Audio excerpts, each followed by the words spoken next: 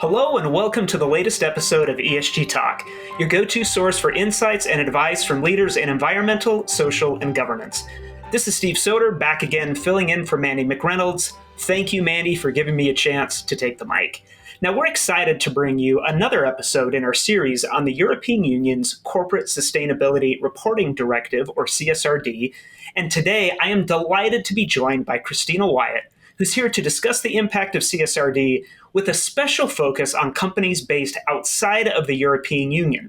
Now, Kristina is the Deputy General Counsel and Chief Sustainability Officer at Persefoni, a Workiva technology partner that specializes in carbon accounting and management. Prior to joining Persefoni, Kristina served as a Senior Counsel for Climate and ESG at the U.S. Securities and Exchange Commission, where she oversaw the assessment of climate-related disclosures and led the rulemaking team through drafting proposed climate disclosure rules, a topic very near and dear to my heart that we've covered in the past couple of episodes. Now, at Persefoni, Kristina advises clients on corporate strategy, governance, reporting, and contracts. She's worked with global financial institutions, private equity firms, retailers, airlines, food distributors, manufacturers, and more. Kristina, it is a pleasure to have you here today. I know I have been looking forward to this conversation for quite a long time. Welcome to the show. Thank you so much, Steve. It is always just a delight to be able to speak with you. Thank you so much for having me. Well, I know we have got a lot to cover, particularly some things that I'm excited to ask you about. So let's jump right in.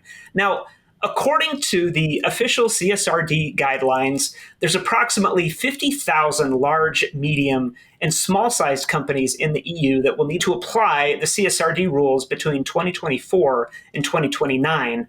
However, the CSRD's impact extends to companies even outside of the European Union. According to some estimates, more than 3,000 U.S. companies will also fall within the CSRD scope, and depending on their size, and this is interesting, they may need to comply with these disclosure rules at a global consolidated level, even though the parent organization isn't headquartered in the EU. Now, I'm just wondering, as simply as is possible, laugh out loud at that one, could you summarize the thresholds for non-EU companies who will need to comply with the CSRD and maybe tell us a little bit about what they're going to be faced with? Sure, happy to, as simply as I can. And it might be worthwhile for me just to step back for a second to provide some broader context. So the CSRD includes what it calls general scoping requirements and non-EU parent scoping requirements. And these are both important even to non-EU companies. So I'll explain that in a second. Under the general scoping requirements, the directive applies to companies with listed securities in Europe, with an exception for smaller companies, and there are rules around what constitutes a smaller company, and large companies or consolidated company groups that meet at least two of the following three size criteria. The first criterion is that it would apply to companies with over 250 employees. The second criterion is having 40 million euros or more in annual revenue. And the third criterion is having 20 million euros in total assets. So if you meet any two of those three size criteria, then you would be in scope for the general scoping requirements. Now, separate from the general scoping requirements, a non-EU parent company would be subject to the CSRD if it's earned at least 150 million euros in revenue in the EU for the last 2 consecutive years, and one of the following. It has one subsidiary that meets the general scoping requirements of the CSRD that I just described a minute ago, or a branch that generated at least 40 million euros in revenue in the previous year. Does that simplify things for you, Steve? Well, you've done an admirable job describing those. It does for me. I just find that it's so, the word that I'm looking for escapes me, but I think reality sets in that you could very well find yourself having to face this again at that global consolidated level that I think a lot of people might not be aware of, or at least haven't been aware of, because they had created these entities to have some sort of separation between the reporting requirements and other jurisdictional issues. But as you have just described it, these rules actually can quickly get past that, particularly I'd say for companies of any size, really. I mean, those numbers sound big, but in all practical reality, they're actually not that big, particularly for a large global company. Yeah, absolutely. This is going to cover a broad swath of companies for sure. Now, you've been quoted in several places likening these new ESG and climate-related reporting changes as a thick serving of alphabet soup. I think that's very well said. I'm wondering, though, if we can unpack that just a bit more. There's so many acronyms like the ISSB, the IFRS, the TCFD. Of course, we're not going to name them all here. But where does the CSRD fit into this mix? And could you maybe contrast it to the more well-known standards and frameworks, including the SEC's climate disclosure proposal? Sure. Well, why don't we just sort of start by taking the big three reporting regimes currently, and these are the ISSB, or the International Sustainability Standards Board, the SEC's proposed climate rule, and of course the CSRD. The ISSB, for context, was formed by the IFRS Foundation in the end of 2021 to establish sustainability standards that countries around the world could look to in order to harmonize that alphabet soup that we were talking about of all these different acronyms and standards, and help countries to come up with some kind of harmonized set of sustainability reporting rules. And the ISSB standards are also important because they can harmonize the voluntary reporting by companies that are not yet subject to regulatory requirements. And the ISSB effectively rolled up much of the alphabet soup of standard setters that previously defined the sustainability reporting landscape, including the SASB, the IIRC, or the International Integrated Reporting Council, the CDSB, the Climate Disclosure Standards Board, and the TCFD. The ISSB issued its first standards, the General Sustainability Disclosure Standards and a set of climate disclosure standards, in June of 2023. And a number of countries have already indicated that they intend to use the ISSB standards to inform their own regulatory reporting requirements. And these include Canada, Singapore, China, Brazil, and South Africa. So then moving on to the SEC proposed its own climate disclosure rules in 2022. And it's currently pouring through the many, many public comments that it received and is working on the final rules. The SEC proposal is not terribly different than the ISSB standards. Both draw on the greenhouse gas accounting framework of the Greenhouse Gas Protocol and the climate risk reporting framework of the TCFD. Now, the CSRD is a European directive that's being implemented through standards established by the EU standard setter, EFRAG, another acronym that stands for the European Financial Reporting Advisory Group. And these standards that EFRAG is working on finalizing are called the ESRS, the European Sustainability Reporting Standards, and they're still under consultation. They're getting close to being finalized. The EU standards under the CSRD also draw on the Greenhouse Gas Protocol and the TCFD for its climate disclosure standards that have been proposed.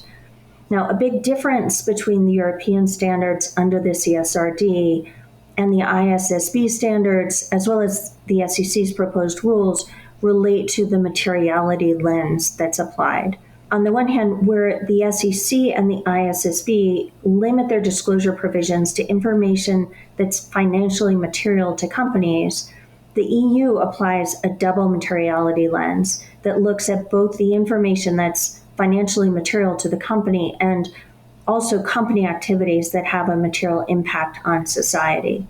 So that's an important distinction between the CSRD on the one hand and the ISSB and SEC proposal on the other. And then one final distinction that's important to note is related to the scope of the ISSB, EFRAG's proposals and the SEC's proposed climate rule. And that is that the ISSB and EFRAG in the EU will establish standards related to a broad range of sustainability topics, whereas the SEC's climate disclosure proposal is limited to climate. So it's fair to say that there's a lot more to come with regard to broader sustainability topics from the ISSB and from EFRAG, which is implementing the CSRD. Well, I'm interested to get back to how all these things kind of come together. Convergence would be the word for that. We'll get to that in just a moment, because one of the other questions that I know has come up with respect to the CSRD, as well as the SEC's proposal, is that companies are going to need to gather vast amounts of material data. And materiality, of course, is defined a little bit differently under the CSRD, or I guess maybe more comprehensively than it is the SEC proposal. And all of that needs to be accurate and verifiable data. I'm talking specifically about Scope 3 emissions, which can be especially difficult to track. This is in contrast to the SEC proposal that makes Scope 3 emissions dependent on materiality and a few other things. So with so much concern on Scope 3 emissions, particularly for regulated reporting that'll be subject to audit, what advice do you have for companies who are going to need to collect, disclose, and ultimately get assurance over this data? Sure. Well, look, moving into a regulated reporting space will certainly put more pressure on companies to establish solid internal controls over their sustainability reporting, just as they do with their financial reporting. And so this means setting up systems to enable them to track and prove how they derive their data. And using software systems like Workiva and Persefoni are the only way to do this in a systematic, auditable manner. And this applies to all scopes of emissions. For Scope 3 specifically, the key will be to be able to trace and show where you used estimates and where you used calculated data from others in your value chain. In the beginning, we'll see a lot more use of estimates, and over time, we'll see more use of reported data. And this evolution is inevitable, I think. The critical thing will be to be able to show how you calculated your emissions data and the source of that data. So you're doing a great job with these answers, foreshadowing other questions that I have. So, Christine, I appreciate that. I do want to get back to systems here in just a moment. I did want to ask, though, again, while we were talking about maybe some of the more difficult, probably not the right word, but maybe some of the more, I think, challenging disclosure exercises here. You've spent your career counseling Fortune 500 companies and the C-suite on how to advance their sustainability goals while mitigating complex risk that goes along with that. So putting your legal hat on, what's the role of assurance? And you just talked about it, but what's the role of assurance in complying with the CSRD, and how can companies ensure that they're protected from liability in case they don't get things quite right, especially as they're just getting started? Well, assurance is going to be very important to giving companies comfort regarding the information that they're disclosing, and it will also give investors comfort in the reported data.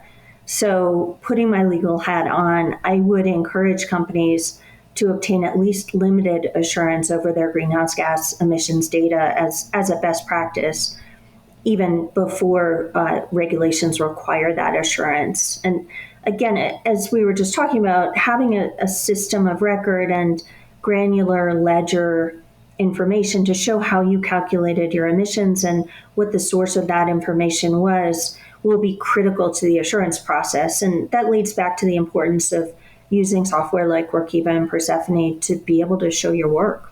Well, and I'd point out that, it's not just about, when it comes to these kind of disclosures, it's not just about getting to the right answer. It's was the process designed and operating in such a way that would limit the risk of misstatement in the future. And that, I think, is something that accountants are certainly, should be anyway, very familiar with. But I don't know if that's always been thought of at the same level for non-financial reporting or ESG reporting. Let's talk a little bit then about systems. So you had mentioned it. Workiva has formed a partnership with Persefoni to create a joint solution that simplifies the carbon accounting and reporting process to help companies ensure their reports are investor grade. Can you dig into that just a little bit more and talk about the importance of having the proper tools to measure, manage, report on carbon emissions? I've said this a handful of times before, but I can't imagine regulated financial reporting without a source system like an ERP or a general ledger. But I do think many companies may end up facing a very similar prospect for their greenhouse gas emissions without these kinds of tools. So can you talk about that just a little bit more? Yeah, sure. And I would definitely echo the point that you just made about non-financial information starting to be treated very much like financial information. And so we really do need to be able to establish the kinds of systems that we currently have and use for financial reporting as we begin to build investor grade climate reporting and other non-financial reporting. I honestly don't think that there will be any way to have confidence in your carbon reporting without software systems like Workiva and Persefoni. I think you'll need to be able to show your work, and you'll need to be able to demonstrate where you derived your activity data that will feed into the greenhouse gas calculations that you're reporting on. You'll really want to be able to demonstrate your internal controls over your sustainability reporting, just as with your financial reporting, as we were talking about. And critically, I think as we move from voluntary to regulated reporting, this information is going to be going into regulated reports, and company CEOs and CFOs are going to have to sign off on it. And I don't think I would ask my CEO or CFO to sign off on information that I couldn't show was produced with the same rigor as my financial information. I just wouldn't do it. Well, and to me, this is exemplified by experiences that I have had in the past where, maybe there was an error, some kind of financial reporting error. Generally speaking, those are fairly easy to identify and to fix. The more painful part of that analysis is actually looking at the controls. Were they designed appropriately? Were they operating appropriately? Is that rigor and that process that you just described sufficient that it does significantly reduce the risk of misstatement? And that to me is part of that certification that you just talked about. So really, to put the CEO or the CFO or anybody for that matter in the situation with having to certify that without those rigorous, robust processes, almost, I don't want to say guarantees failure. That might be a little bit doom and gloom, but I do think that's a reality that companies are going to be faced with. I totally agree. I guess to put perhaps a positive spin on it, to some extent, because this is a nascent field, we have the opportunity now to build those systems before companies are uniformly including this information in their financial reports. And so we have the opportunity to get off on the right footing. And so that's an opportunity. And that's, of course, where we start when we work with clients along with Workiva, is to figure out what's the source of the data, who's certifying that data that's going into the system, and the activities that are contributing to the calculation of greenhouse gas emissions. And so controls are really an important part of the conversation from the very beginning. Well, and I love and appreciate that you pivot and focus on the positive. As a jaded accountant, I always seem to go to the worst case scenario. So I appreciate you doing that. I do the same thing. Well, and let's actually talk about, again, hopefully not worst case scenario, but I do want to get back to harmonization and interoperability of the alphabet soup that we mentioned earlier. Can you give us any indication on whether the CSRD and other initiatives are getting us closer to harmonization? And maybe if we're not there today, which I kind of know that we're not, how long do you think it will take? Again, as an accountant, I'm a little skeptical that we end up getting there just after decades of effort and talk. We never really got to complete convergence of global accounting standards.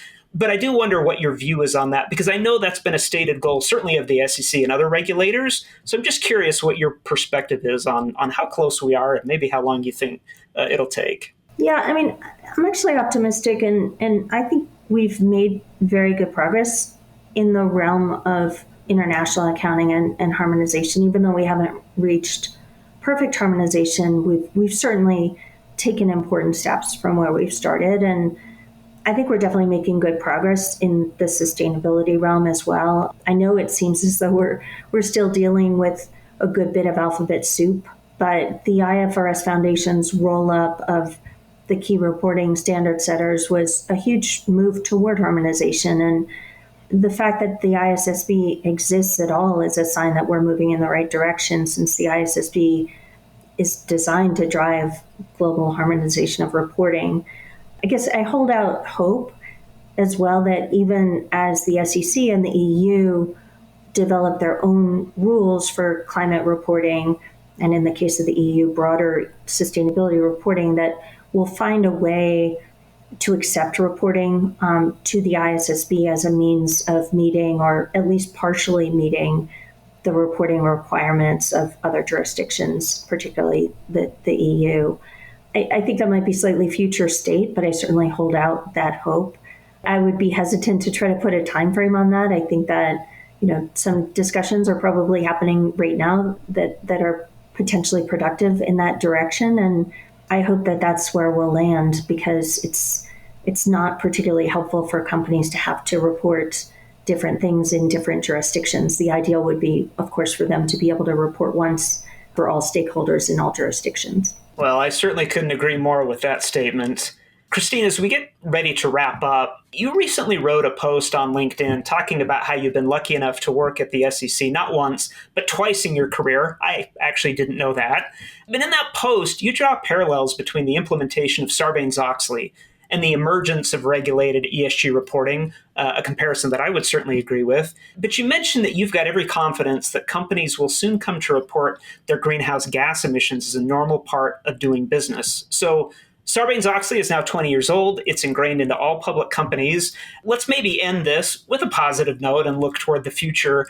How do you see complying with directives like the CSRD and the SEC's climate disclosure proposal? How do you see that evolving over time? Well, I think this is a positive note. So thanks for that, Steve. Look, so when I was at the SEC the first time when Sarbanes-Oxley was being implemented, there was a significant outcry over 404, which was the internal controls provision. And companies said it couldn't be done. They said that it would be unduly expensive and time consuming, and that it would effectively shut down the US capital markets. Well, companies did develop internal controls over their financial reporting, and those internal controls have become a part of how they do business. And moreover, they've improved the integrity of financial reporting. And I really, truly expect that we'll see the same thing with carbon reporting over time. I think it will become just a part of doing business. Well, Kristina, I so much appreciate you joining us today. Thank you so much for sharing those perspectives. Well, I'm absolutely delighted to be with you, Steve. Thank you so much for having me. Well, and we want to thank our audience for joining us on this episode of ESG Talk, brought to you by Workiva, the world's only unified platform for financial reporting, ESG, audit, and risk. If you enjoyed this episode, I encourage you to track down more episodes in the ESG Talk CSRD series. You can also find many more CSRD resources on Workiva's website. Finally, I do host another podcast by Workiva called Off the Books, focused on accounting and finance. Would love to see you there. But in the meantime, we thank you so much for joining us and look forward to talking with you again.